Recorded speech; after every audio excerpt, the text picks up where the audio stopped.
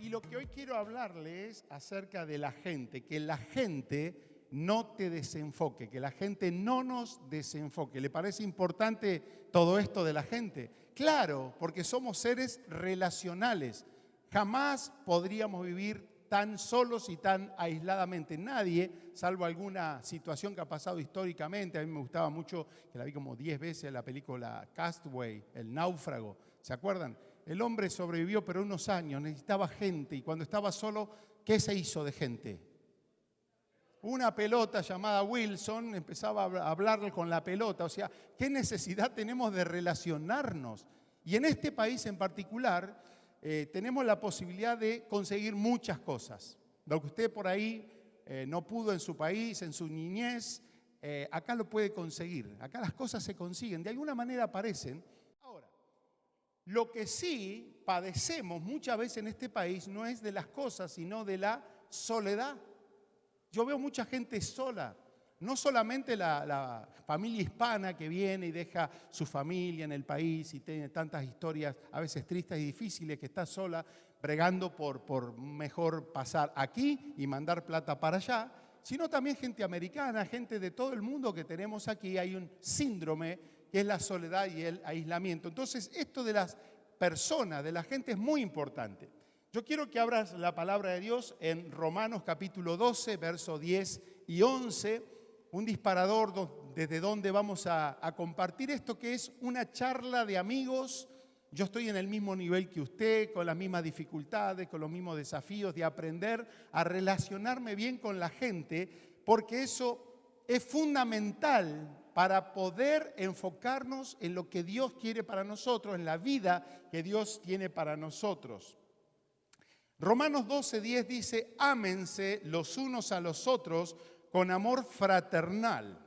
En cuanto a honra, en cuanto a valoración, aprecio al otro, prefiriéndose los unos a los otros, en lo que requiere diligencia, no sean perezosos, estén fervientes en el espíritu y sirviendo al Señor.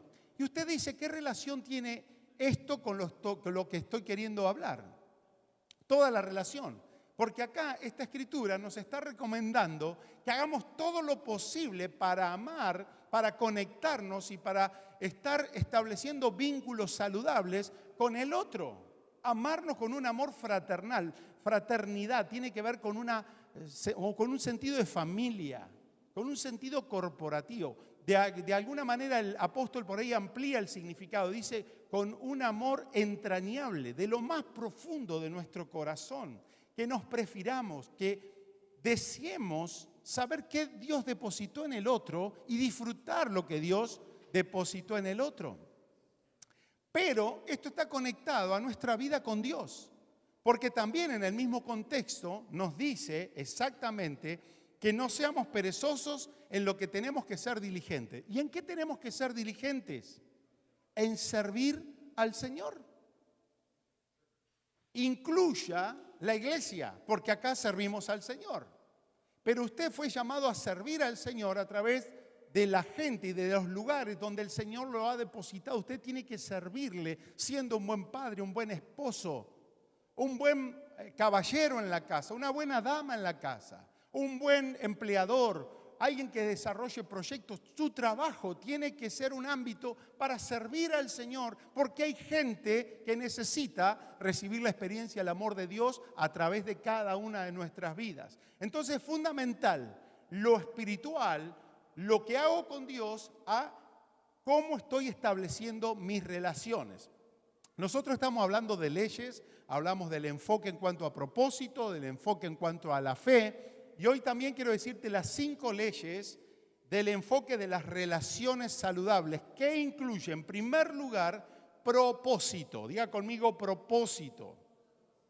Esto define claramente qué es lo que aspiras en Dios. Todo comienza en tu vida, en tu persona, y en la persona de Dios revelada en tu vida. ¿Qué quiere Dios para tu vida? ¿Qué quiere Dios con tu vida? Por eso me alegro que todos los domingos se está sumando alguien por acá. Y yo creo que el anhelo, o quisiera que el anhelo de las personas que se acercan, sean conocer más de Jesús. ¿Cuál es el propósito de Dios? Conocemos toda la Biblia, la religión nos enseñó todo, pero muchas veces no nos enseñó a conocer a Dios. No sabemos cómo es el corazón de Dios, los planes de Dios, el propósito de Dios para nuestra vida. Y mire, cuando uno sabe su propósito, todo lo demás se va alineando o desacomodando. Y lo fundamental son las relaciones. Porque si usted no tiene claro un sentido de propósito, nunca va a tener la sabiduría de Dios para elegir la persona que puede conectar con usted para que potencie su propósito y no lo desvíe del propósito. Antes de conocer a Andrea, yo tenía una relación de noviazgo que la tuve que cortar. No voy a meterme en esa historia, pero ¿sabe cuál fue el punto? Que en un momento me di cuenta que para lo que Dios me había llamado, para el propósito de Dios, no podíamos coincidir. Y fue una charla muy frontal, muy sincera, y tuve que decidir. Obviamente me tuve que hacer cargo de un proceso. Tardaron algunos años hasta que Andrea llegaba a mi vida. Y lo digo, ¿saben por qué? Porque quiero animarte, que no le tengas miedo a los procesos de estar solo o de estar sola. No es una maldición. No es algo que te tocó, son momentos de Dios para tu vida, pero que ahí tienes que saber discernir y tomar las decisiones sabias, porque si te equivocas en tu decisión, puede estar trastocándose tu sentido de propósito. Entonces, cuando Dios te va a traer algo, tienes que estar preparado para discernir qué es lo que Dios quiere para tu vida. Y el Señor me habló tan claramente, siempre lo cuento antes de conocer a Andrea.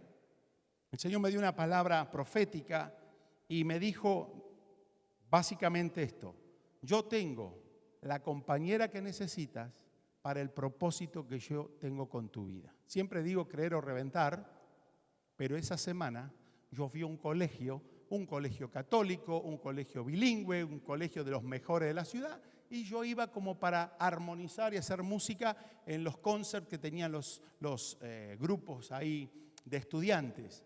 Yo subo una escalera y de pronto me encuentro con un sol radiante. ¿Sí? Al sol le quedó pocos rayos últimamente, pero ya van a volver, ya va a volver a salir la mañana. Y ahí fue el encuentro de donde menos esperaba. Dios tenía la persona para el propósito. Ahora, ¿cómo no equivocarse sabiendo tu propósito? Ahora, si usted sale del puerto y va a cualquier lado, cualquier lugar le queda bien y cualquier acompañante le queda bien.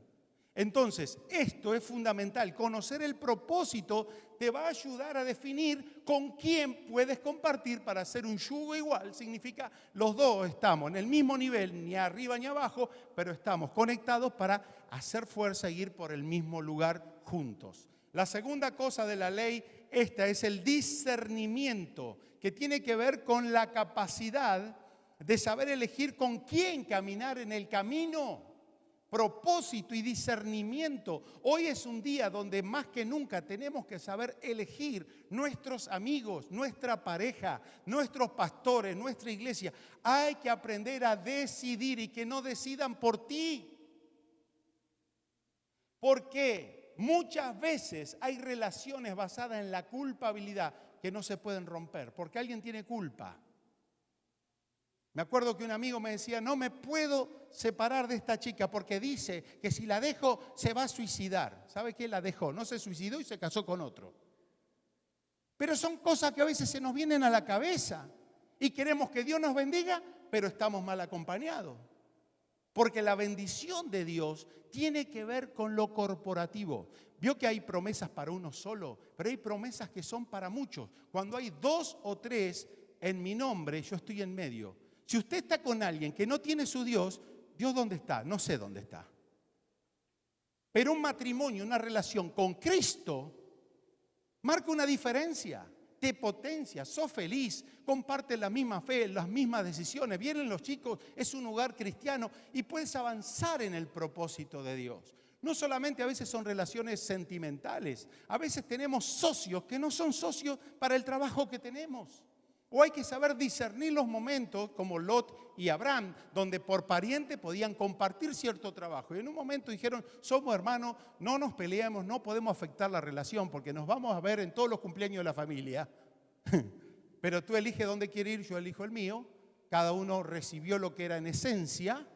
Y el que peor parece que le tocó fue el que más le tocó, porque la bendición está en el corazón y hay que saber administrar el tesoro. O sea, tu trabajo no te va a bendecir, este país no te va a bendecir, una iglesia no te va a bendecir. ¿La vamos a cambiar? Tú bendices tu trabajo porque ¿dónde está la bendición? Diga acá.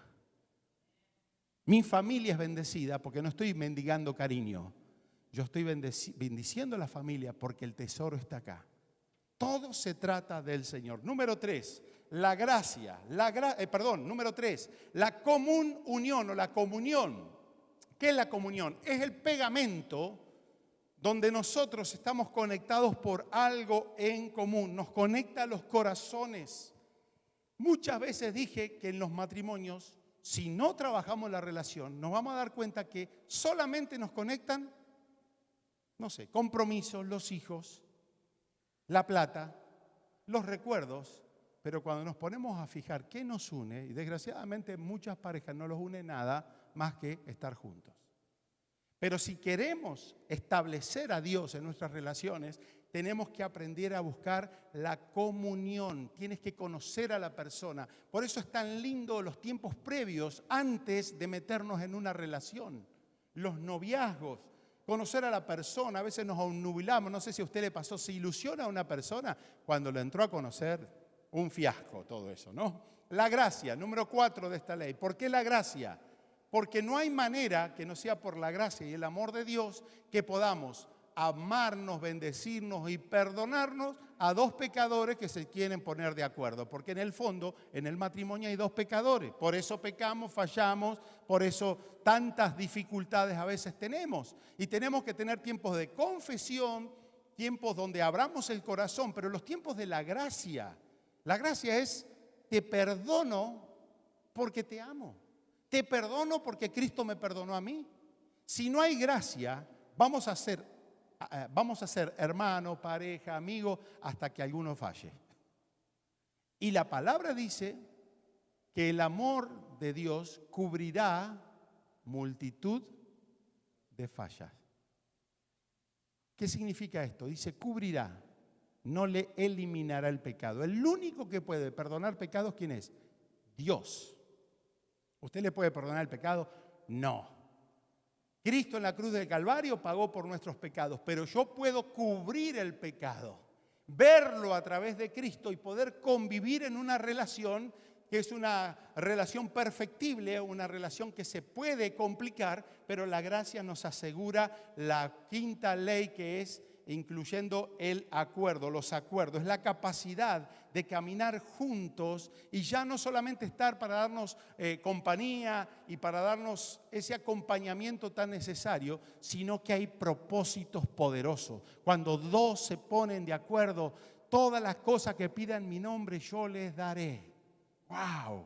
Eclesiastés dice, mejor dos que uno. Se puede avanzar más rápido, mejor, nos levantamos en las caídas. Por eso los acuerdos llegan para gente que sabe cómo conocer el corazón de Dios, el propósito de Dios, cómo elegir a las personas, saber qué nos está comunicando o conectando, saber solucionar las relaciones dificultosas, pero que se ponen finalmente de acuerdo y ahí nacen ministerios poderosos, negocios poderosos, familias maravillosas. Esos matrimonios que se pusieron de acuerdo y pasaron por todas las adversidades, estudiaron y aprendieron de cada una de las dificultades, terminan avanzando, terminan bendiciendo. ¿Quién no pasó por eso en el matrimonio? Otro día les contamos algunas historias. Lo que sí es cierto, que nuestros acuerdos nos hacen lograr resultados poderosos. Y de paso le hablo de la iglesia. Usted podría quedarse en la casa mirando a quién le gusta, desde Dante en adelante, tiki, tiki, tiki, tiki, tiki, y usted dice, escuché la palabra de Dios. Ponga a Cristín Di Clario y usted puede adorar de una manera espectacular. Pero si está solo, usted se pierde la promesa. Y tenemos que aprender en la ley del enfoque a establecer relaciones sabias como iglesia para que sea una iglesia poderosa que represente el corazón de Dios y cumpla los propósitos de Dios. Los enemigos de este enfoque, así como hablamos que el primero del enfoque hacia el propósito es la distracción, el enemigo de la fe es la incredulidad, y ahora el enemigo de las relaciones son por lo menos tres: la ofensa, el rencor y el enojo. Es lo que no aprendemos a solucionar, con lo que no aprendemos a convivir y aprender juntos cómo seguir estando en propósito, discernimiento, comunión, gracia y acuerdos. Necesitamos sabiduría de Dios para relacionarnos. ¿Lo cree? ¡Claro! ¿Cómo puedo llegar a relacionarme bien en matrimonio con una persona que me vive sorprendiendo? Muy para bien y a veces para mal. Sin embargo, hay que seguir. ¿Cómo poder estar en una iglesia de gente imperfecta? Epa, estamos todos ahí, Pero que el Señor dice: sobre ellos derramaré mi espíritu y los puse para desarrollar la misión en la tierra. Tengo que aprender cómo relacionarme con cada hermanito en particular, ¿o no? ¿Cómo convivir con lo que no me gusta del otro? Tengo que aprender a relacionarme con la gente que no comparte mi fe. ¿De qué manera me manejo? Yo quiero que podamos compartir algunas cosas prácticas para que nos vayamos a casa con alguna palabra de sabiduría para poder relacionarnos mejor. La primera área que quiero tocar, dos cositas, es el área de la familia. ¿Cuánto podemos hablar de la familia? Y hemos hablado de la familia. Es una de las áreas más benévolas, más lindas. ¿Por qué? Porque tenemos la historia en común. Nacieron los chicos, nos casamos. Les recuerdo de paso que los hijos no eligieron los padres esperamos los hijos, pero en el matrimonio nos elegimos nosotros. Así que si les fue mal, ¿de quién es la culpa? Muchas de nosotros. Y usted va a decir: nada, es del otro. Tiene que ver con nosotros. Pero la familia, así como es de emocionante y podemos tener un álbum de fotos maravilloso, también es el área donde más nos podemos herir, donde las personas más sufren, donde la persona dice: si yo no logré estabilidad, cariño, identidad, afirmación en mi familia, ¿dónde la voy a ir a buscar? Y hay mendigos en la vida buscando cariño y cambian relaciones y cambian grupos y empiezan a cambiar todo en su vida, pero nunca solucionaron los problemas que a veces causó algo que inició en el hogar. Por eso, algo que dice Timoteo 5:8 dice: porque si alguno no provee para los suyos, y especialmente, léalo conmigo, para los de su casa, ha negado la fe y es peor que un incrédulo. Lo que está diciendo esta palabra, que debemos ser proveedores. Para los suyos es para todos los que amo, los míos, mis amigos, mis familiares, mi iglesia, pero dice especialmente para los de su casa. Si yo no soy un proveedor, soy peor de aquel que no viene a la iglesia, un impío, un pecador no arrepentido. Esto es lo que me dice. Soy peor que un incrédulo. Ahora, ¿qué hay que proveer en la casa? Algunos varones, y por nuestra educación tradicional, hacía que en el rol de varón había que proveer ¿qué? Plata y sustento. Entonces venía el bruto, todo lleno de grasa, todo ensuciado del taller todo el día, llegaba a la casa y estaban todos los chicos llorando, las ollas sin lavar, la pobre mujer abrumada con planchar, con tener otro hijo por acá, atender el teléfono y esas cosas. Pero él decía: yo cuando entro a casa necesito un buen sofá. Se ponía el gordo ahí frente a la tele, ponía el partido, una cerveza y acá, yo ya cumplí. Ay, si coincide con la realidad, no es pura casualidad.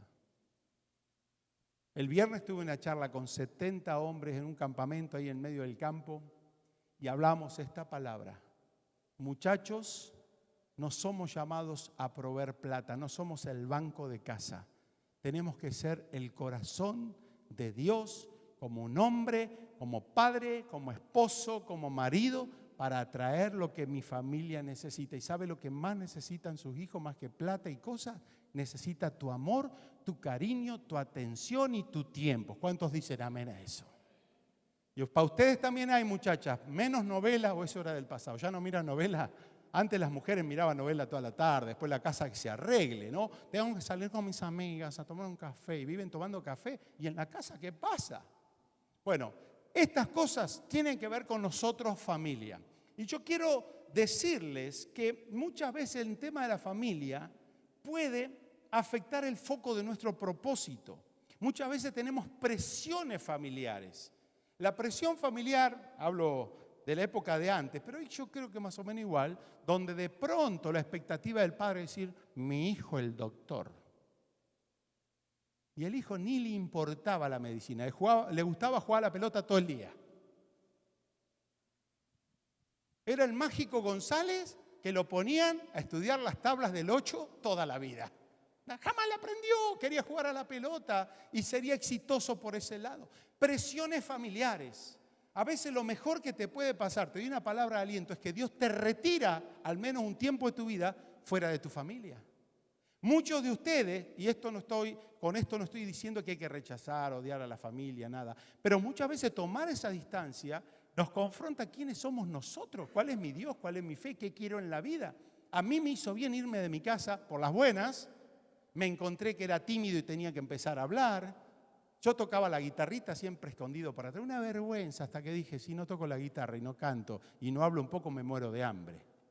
Me hizo bien estar solo, que no esté mamá, que no esté papá.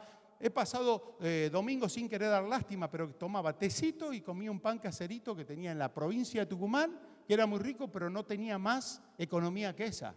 No me morí de hambre, al contrario, me fue muy bien. Presiones familiares, muchas veces somos lo que la familia ha querido que seamos. Y en la fe es lo mismo. Tu tatarabuela tenía su religión, la abuela tenía su religión, el padre su religión y te condenan a que tú tienes que hacer esa religión. Y un día te encuentras con Cristo y te das cuenta que nada que ver. La religión no era una cosa que no sea más que una relación con Dios. ¿Sabe por qué muchos son movidos de su casa? Muchos están en este país. Porque Dios está haciendo todo lo posible para sacarte de tu región de seguridad y de influencia para que acá conozcas a Dios. ¿Sabe la cantidad de gente que acá conocieron a un Dios real? No el de la religión. Y bendecimos la religión, pero nos da un empujón. Después nos encontramos que lo que necesitamos es Cristo, el Espíritu Santo, conocerlo a Dios, conocer su propósito. Las presiones familiares pueden abortar los propósitos de Dios. Yo tuve que desoír la voz de mi familia para escuchar la voz de Dios y tomar las decisiones que parecían una locura, pero me llevaron a caminar en la senda del propósito de Dios y me di cuenta que ahí encontré lo que yo necesitaba en la vida. Todo lo demás se fue armonizando. Presiones familiares. ¿Por qué no te entregas a Cristo? ¿No será que de una vez digas, renuncio a toda influencia que me aleje de Cristo y amo a Cristo? Porque Jesús dijo, el que no toma su cruz y viene en pos de mí no puede ser mi discípulo. Y tomar la cruz muchas veces significa dejar padre, madre, hermano, casa, y eso no es literal. No está, como estamos estudiando en la semana, no está diciendo que aborrezcamos ni odiemos, sino que Dios, mi compromiso con Dios está por encima de cualquier relación, inclusive la familiar. Familia, seguimos una más. La familiaridad, que es otra cosa. Ser familia es una cosa y la familiaridad, podríamos decir como un abuso de confianza. ¿Me va entendiendo? Es como que somos tan familiares, y después lo vamos a aplicar un poco a nosotros también en la iglesia, que es como que por ser mi familiar, parece que yo tengo el derecho de abordar a tu vida, decir lo que quiero en tu vida, te menosprecio, te haces conocido. Y esto le pasó a Jesús. Jesús en un momento fue creciendo y él regresa de adulto al pueblo donde se crió. Él estaba en Nazaret. En Nazaret, mientras estaba en Nazaret con papá José, que tenía la carpintería, él se transformó seguramente en un buen carpintero. Pero después se fue, hizo su ministerio, tomó sus decisiones personales. Él dijo, vengo a hacer la voluntad de mi padre, que no era José, era mi Padre Celestial, el Padre que todos tenemos. Y vuelve ya con sus discípulos, ya era mayorcito, tenía barbita, pelo largo. En el barrio lo conocieron lampiño, festejaron cuando le salían 3 plumitas por acá y él ya se quería afeitar. Ya era otro Jesús. Pero dice que cuando él llega, él vino con una investidura espiritual a hacer la misión del Padre, pero cuando llega lo menosprecia. Dice, ese no es Jesús, el hijo del carpintero. ¿Se acuerdan de eso? Y nos está hablando de milagros, nos está hablando de maravillas, nos está hablando de Dios. Lo que les pasó que en la familiaridad no honraron qué había del Padre dentro de su corazón. Lo único que ellos podían esperar de esa persona en su familiaridad era un buen mueble, una buena furnitura en perfecto Spanglish, pero no manifestar el reino de Dios. ¿Y qué dice la Escritura ahí? Que Jesús en Nazaret prácticamente no hizo milagros porque no creyeron en él. Había tanta familiaridad. Es como decir, con mi hijo Dios va a hacer algo, si yo lo conozco. Y tu hijo quizá, con sus defectos, sus virtudes, va a desarrollar un propósito de Dios que te va a sorprender. Lo mismo nuestros hermanos. ¿Qué va a usar Dios a este si lo conozco? Jugábamos a la pelota juntos, yo sé las malas palabras que decía. Y de pronto Dios te toca, sos otra persona. Pero a veces la familiaridad tiene que ver con ese sentido de familia que aborta los propósitos de Dios en nuestra vida. ¿Les está hablando Dios en este punto? Bueno, vamos a dejar la familia un rato, vamos a descansar porque esto se puso bravo. Así que los deberes serían, en su familia no menosprecia a nadie. Quizá usted está conviviendo con la persona que va a inventar una vacuna que Dios va a usar en un avivamiento, o no sé cómo lo va a usar, pero sé que la persona que Dios te puso al lado en casa es una persona especial y tenemos que aprender a honrarnos, a bendecirnos y a valorarnos. ¿Dice amén esa palabra? Muy bien, nos vamos entonces a la iglesia, Dice, 1 Juan 4:20, si alguno dice yo amo a Dios y aborrece a su hermano es un mentiroso, porque el que no ama a su hermano, a quien ha visto, no puede amar a Dios, a quien no ha visto. Esto tiene que ver con personas que piensan que por estar bien con Dios, o que pueden estar bien con Dios y estar mal con las personas y que está todo bien. Le comenté una vuelta que tuve un gran disgusto porque hice lo que ninguno tendría que haber hecho. Nosotros nos casamos un día sábado. Al día jueves de la semana que viene nos veníamos ya de recién casados, viaje de luna de miel a los Estados Unidos. El sábado nos casamos. El viernes, como en nuestros países, nos casamos por civil. ¿Quién está en el civil?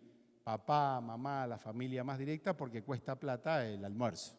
Entonces vamos al civil, está la jueza de paz, nos firman los papelitos, nos vamos a comer en familia y nos preparamos porque el casamiento de iglesia, de los amigos y de todos los invitados era el sábado.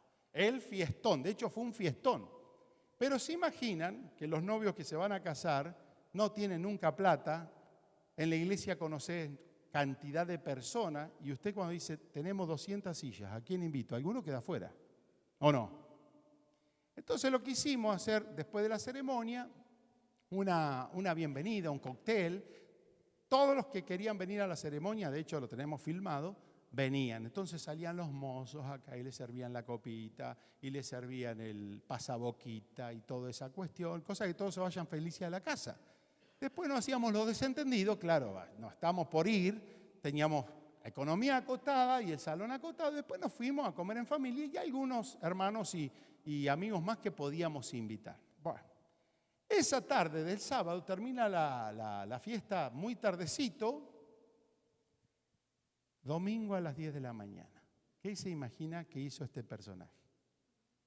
No piense mal, postergamos todo, no se preocupe por su imaginación. Había que ir al culto. Y me fui el domingo, ¿a dónde? A la iglesia.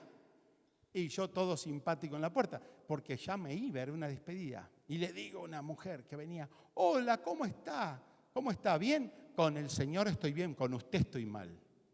Terminé con unas ofensas, ¿Por quién no había invitado yo a mi fiestita del casamiento y demás, ¿no? Entonces a veces nos falta esta sabiduría para conectar, que no puedo estar bien con Dios si estoy mal con el hermano. El Señor dice, si tú lo aborreces y dices que amas a Dios, eres un mentiroso. O sea, Jesús no anda con mucha vuelta. Porque el que no ama a su hermano, ¿a quién lo veo? ¿Cómo vamos a decir que amamos a Dios que no lo vemos? Y de eso quiero hablarle dos cosas respecto a nuestra convivencia en la iglesia. Número uno, que deberíamos decidir, en serio, no juzgarnos. Porque algo que veo muy fuerte entre nuestras tribus cristianas es que la gente de la iglesia, primero nos creemos perfectos y estamos buscando el defecto a los demás. ¿O no es así? Venga Mauricio para acá, lo necesito un momento. No se asuste que me va a tener que ayudar con un detallito. Es fuerte el aplauso a Mauricio, que es el único voluntario que estoy teniendo aquí. Venga acá, caballero, simplemente usted me va a decir una cosita.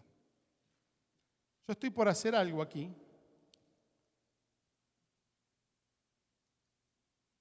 ¿Lo estás viendo?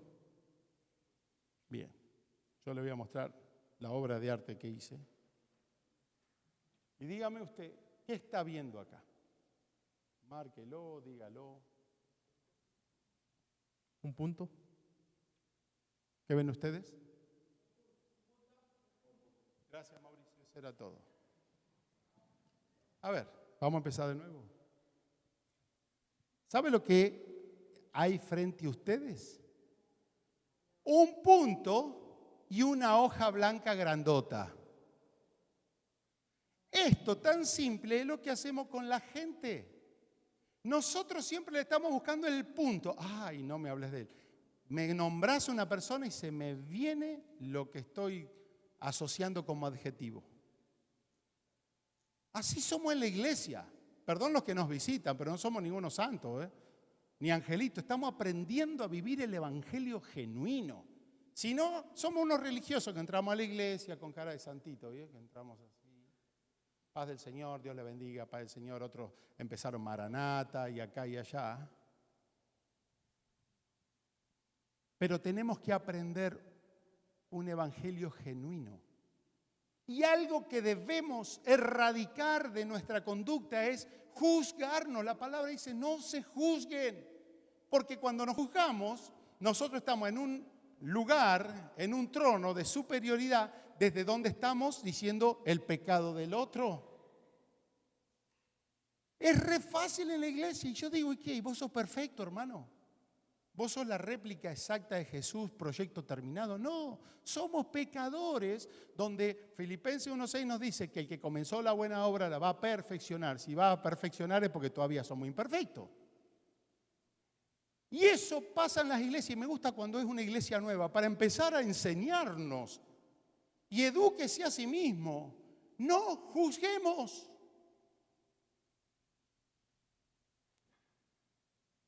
Tenemos que aprender a ver el papel entero, a ver lo mejor de Dios en el otro y no solamente el defecto. Porque hay tanto de Dios. Hay tanto de Dios en la gente de Dios que no nos podemos detener en el detalle del defecto. Ayer dije, porque venía full con la agenda esta semana, este sábado me lo voy a tomar para estar descansadito. Empezamos con la oración temprano que nos conecta, nos hace bien. Pongo el fueguito para mi pavita, me hago un buen café, un matecito, cuando de pronto, ¡plin!, mensajito. Una señora relacionada a nuestra comunidad. Tengo problemas, tengo que salir ya de mi hogar. No doy ni nombres ni detalles. Listo, Andrea. Ensillá el caballo que salimos a cabalgar. Vamos. Nos manejamos como 1 hora y cuarto. Alguien de la iglesia le pedí ayuda. Me dice, ya estoy allá, pastor. Por las dudas yo digo, encontremos alguno una pistola, algún cosa raro, por lo menos alguno que nos defienda. La fuimos a buscar. Ella había tomado una decisión, creo que muy avalada, estaba consensuada, pero era el momento, había que tomar la decisión. En el medio del campo no te llega un Uber, no te llega ni una cigüeña para darte un mensaje por allá. Ahí llegamos los pastorcitos nosotros, cargamos todo bien. Un hermano nos estuvo acompañando. De ahí nos movilizamos a un lugar donde tenía ella que hacer un viaje y demás. No salía el transporte en el día de ayer, salía el día de hoy. Nosotros tenemos una casa con 2 habitaciones. Pobre mi hija, no le quiero pedir más el dormitorio porque si no me quedo sin hija. O de viejo me voy a quedar en un asilo tirado porque se las va a cobrar. Entonces, nos fuimos a un lugar, viene esta persona, ya está todo pago, listo. La señora es acompañada por mi esposa, la ora, la bendice, quédese en un lugar tranquila, seguro, y a la mañana está todo bien, Dios les bendiga. No tengo palabras para agradecer a Dios, ¿Por qué se lo estoy contando? Porque esos valores están acá entre nosotros. Gente que saca del bolsillo y pone, gente que ve una necesidad, gente que se moviliza. Pero ¿qué es lo que hace Satanás para separarnos? Hacernos ver el puntito negro en la persona. ¿Y sabe qué es lo peor? Que es también parte de esto. ¿Qué es lo peor? Que tenemos que decidir, no solamente juzgar como nosotros somos los perfectos, sino decidir no hablar del otro con el otro. ¿Me escuchó? Porque ahí empieza el chisme. Usted sabe que murmuración significa manifestar el descontento. Cuando usted está descontento con algo, empieza a murmurar. ¿Y a quién se lo murmura? Al otro. Entonces, la Biblia no me dice que tengo que contar ni el defecto ni la molestia con el otro, y mucho menos para orar, porque el verso evangélico era, no, yo te lo cuento, no digas nada, es para orar por el hermano. Y lo incendiaste, le contaste todo, la persona, la otra, la empieza a mirar con un preconcepto. Ay, sí, tenés razón, ¿sabés qué es lo que me decían? Yo sospechaba que este hermanito era así. Y ahí empezamos a querer orar, que nunca oramos, y empezamos a enraizar mal, contaminar nuestras relaciones como iglesia. Entonces, vienen los chismes, viene la murmuración, y la palabra del Señor es tan clara, dice, si tú, atiendan esto, hay 2 pasajes, antes de ofrendar o antes de orar con cara de santo, sabes o te acuerdas que tienes algo pendiente con tu hermano, o sabe que tu hermano está ofendido contigo, dice, antes de poner la ofrendita y de orar, ve a tu hermano y soluciona tus asuntos. ¿Vio qué educativa es la Biblia y nosotros qué malos alumnos? Y dice, ve a tu hermano, no dice a tus hermanos, que le vayas a los otros, dice, ve a tu hermano. Hay que crear una cultura de respeto. Si yo tengo algo con el hermano, tengo que ir al hermano para sanar, solucionar si he ofendido, si me ha ofendido, porque así tiene que funcionar el evangelio. ¿Y sabe cómo se corta la cadena del chisme? Muy fácil, es educarnos. Cuando alguien viene a hablarte de alguien, le tienes que hacer una pregunta. ¿Esto que me estás contando, tú se lo contarías al otro? Se acabó el chisme.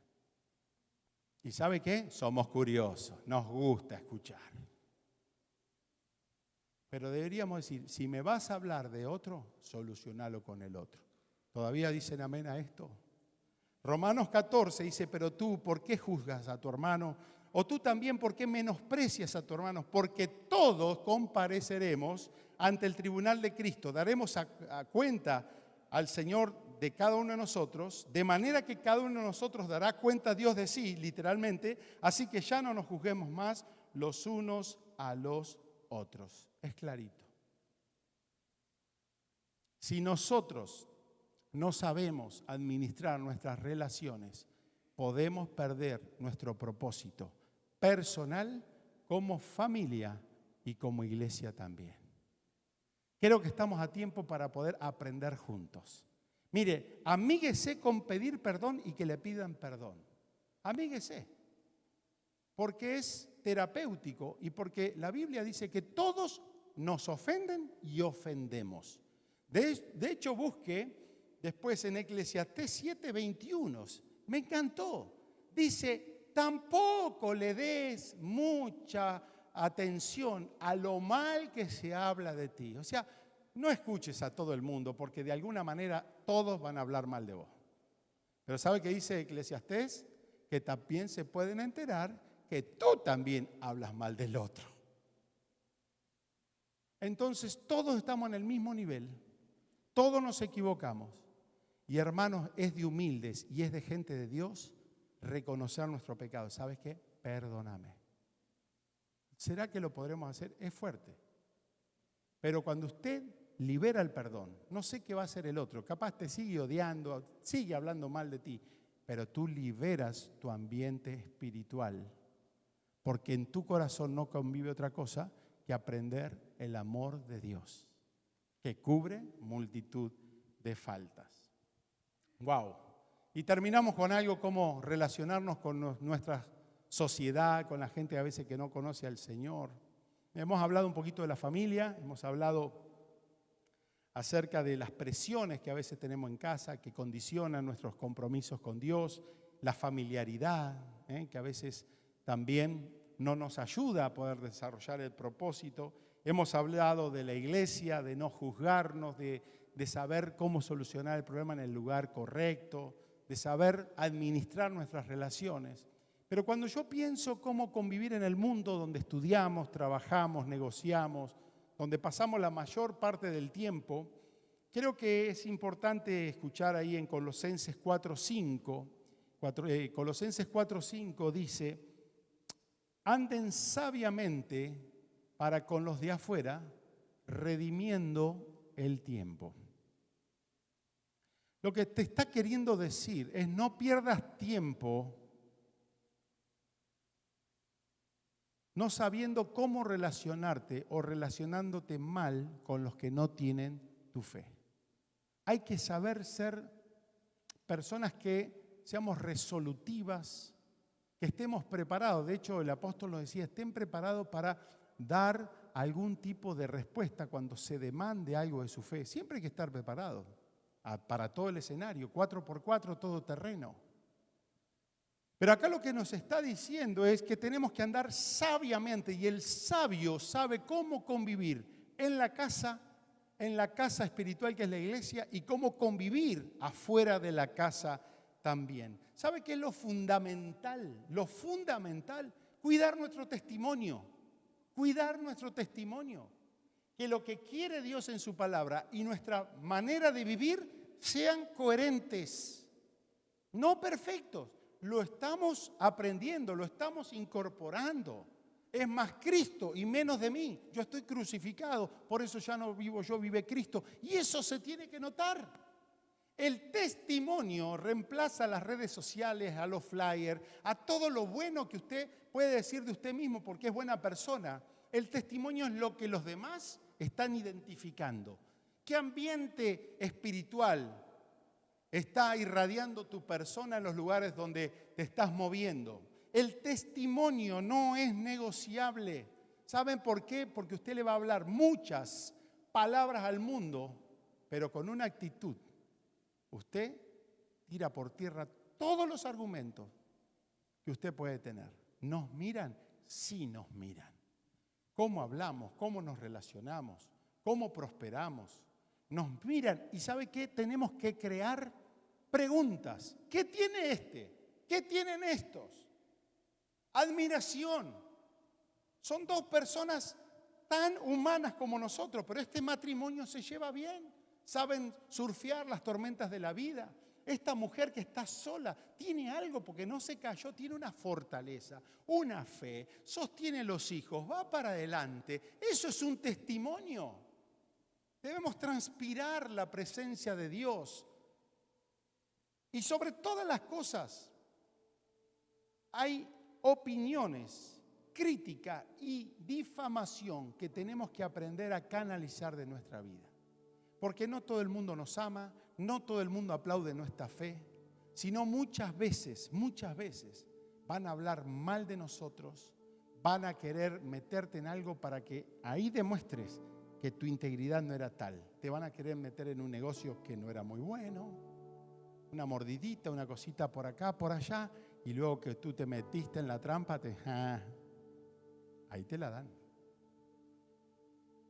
La palabra dice, bienaventurados debemos son cuando nos vituperen, cuando hablen mal de nosotros. ¿Sabe qué es lo peor? Que a veces la gente habla mal, pero es lo correcto. Lo malo que dice coincide con tu persona. Lo que Jesús dijo es, gócense y alégrense, bienaventurados son cuando hablen mal de ustedes, mintiendo. Eso es otra cosa. Porque si no mienten, estamos en problemas, ¿sí? Entonces, esa tendría que ser nuestra respuesta básicamente para con los de afuera. ¿A quién vamos a mirar para terminar? A Jesús. Vamos a mirar a Jesús. Él tenía claro el sentido de propósito. Él se relacionó con su familia, sí se relacionó con su familia. ¿Qué hizo Jesús? No mezclar la familia con el propósito. ¿Se acuerdan que le hablé que Jesús estaba en Jerusalén con los amigos, no creyeron en él? Pero en un momento, dice la Escritura, que estaba Jesús hablando y de pronto viene uno diciendo, ¿sabes qué? Tu mamá, la María, estaba allá afuera y están tus hermanos. O sea, Jesús no fue hijo único, estaban otros como Santiago, como Judas, como otro, no el Judas que conocemos mal, sino otro más, y estaban ahí, y Jesús dice ahí, vengan para acá, tengo algo que decirles a ustedes, tengo algo que decirles a ustedes. Y extendiendo su mano Jesús a los discípulos, les dijo, mi madre, mis hermanos son ustedes, y todo aquel que hace la voluntad de mi Padre que está en los cielos, ese es mi hermano, hermana y madre. Aprendamos en la familia a no mezclar nuestro propósito con Dios. Es fundamental que aprendamos de Jesús, que Él antes de ir a la cruz se relacionó con los discípulos, estuvieron con Él y se durmieron en la peor circunstancia, lo negaron cuando tenían que dar testimonio. Y dice la palabra del Señor que fue Jesús a la cruz del Calvario. Y ahora Hebreos nos dice, consideren aquel que sufrió tal contradicción de pecadores contra sí mismo para que su ánimo no se cansen. Finalmente Jesús puso en alto el propósito del Padre por encima de cualquier relación. Cuando fue todo bien, no hay problema. Pero cuando ya no estaba la familia o no creían en él en el barrio, o cuando los discípulos lo dejaron y lo negaron, el propósito de Dios se estaba cumpliendo porque no ató su propósito a las relaciones. Supo cómo tratar a cada uno. Póngase de pie. Póngase de pie. Necesitamos sabiduría de Dios, dijimos al principio, ¿no? Déjeme leer literal porque no le quiero robar la escritura. Lo leo literal, pero atienda esta palabra. Dice Santiago 3, si ustedes son sabios, necesitamos sabiduría de Dios en nuestras relaciones. Si ustedes son sabios y entienden los caminos de Dios, demuéstrenlo con una vida honesta y haciendo buenas acciones con la humildad que proviene de la sabiduría.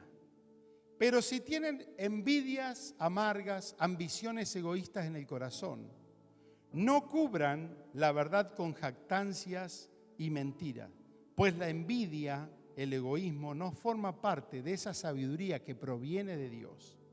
Porque la envidia, el egoísmo, los celos, todas esas cosas, dichas cosas son terrenales, puramente humanas y demoníacas. Pues donde hay envidia y ambiciones egoístas, también habrá desorden y toda clase de maldad.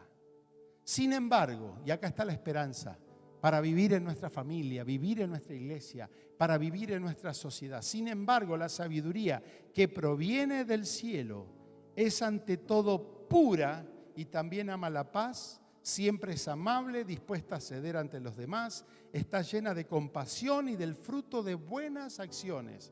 No muestra favoritismo y siempre es sincera, y los que procuran la paz sembrarán semillas de paz y recogerán cosecha de justicia. Se te viene algo bueno, se nos viene algo bueno. pero hay que saber sembrar bien en los lugares que el Señor nos ha plantado. Cierre sus ojos por un momento. Yo no sé qué es lo que está pasando en casa, en tu matrimonio, tus relaciones.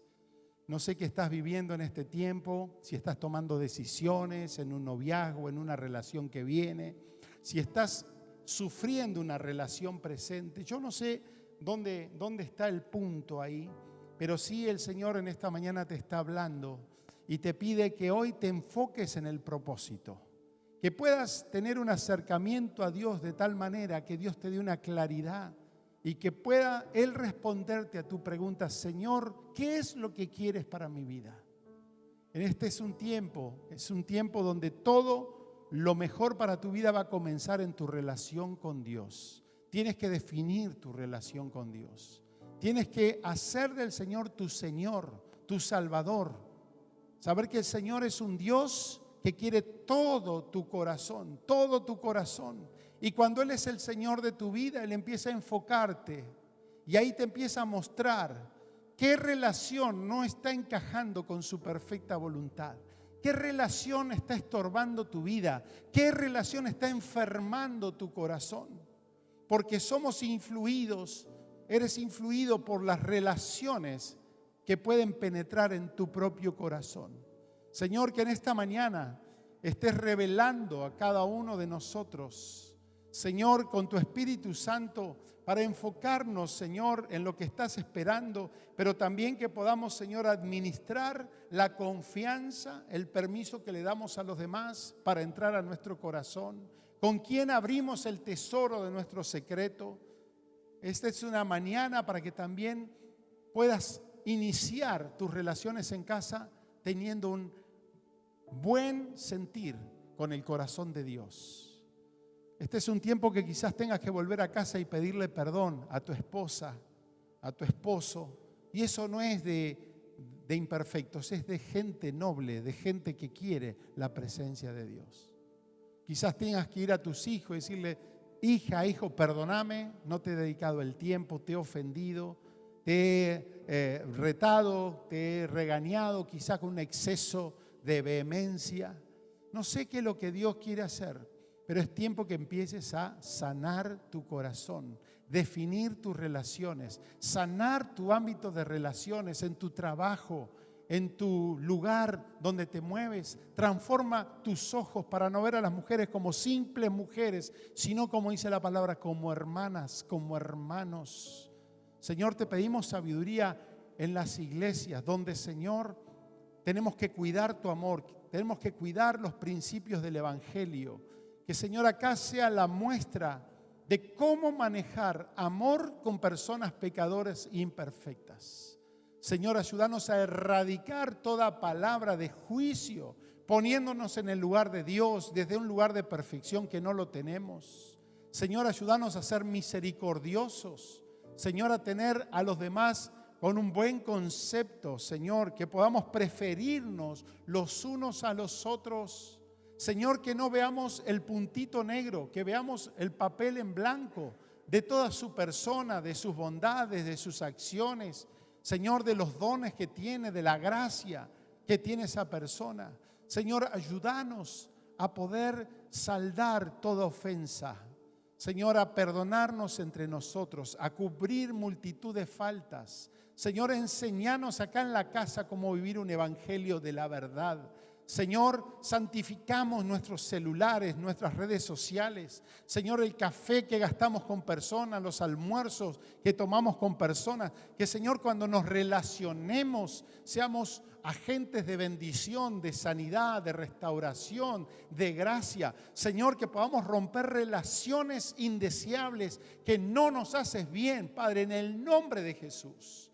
Señor, que no haya relaciones de culpabilidad, de simplemente acostumbramiento, de, Señor, devolución de favores, sino, Señor, que establezcas relaciones de amor, de propósito, que nos hagan bien, relaciones saludables. Te lo pedimos en tu nombre, Señor, te lo pedimos en tu nombre. Ayúdanos en casa, ayúdanos en la iglesia, ayúdanos en la sociedad con nuestro testimonio para, Señor, poder estar con nuestra vida demostrando que, Señor, lo que dicen de verdad está equivocado. Señor, te pedimos sabiduría, la recibimos. Dígale, Señor, recibo sabiduría relacional. Señor, un enfoque en tu propósito. Señor, yo recibo sabiduría para ser el esposo que Andrea necesita. Señor, que Amy, que Michelle necesita, que Ámbar como abuelo necesita. Señor, dame sabiduría para ser el pastor que las iglesias están necesitando, para ser el amigo que mi amigo está necesitando, para ser, Señor, tu voz de salvación, de gracia, para aquel que no está en tus caminos y necesitan tu persona, Señor. Lo recibo, diga, yo lo recibo. Lo recibo, Señor, en esta tarde, para la gloria de tu nombre. Amén, amén y amén, Señor.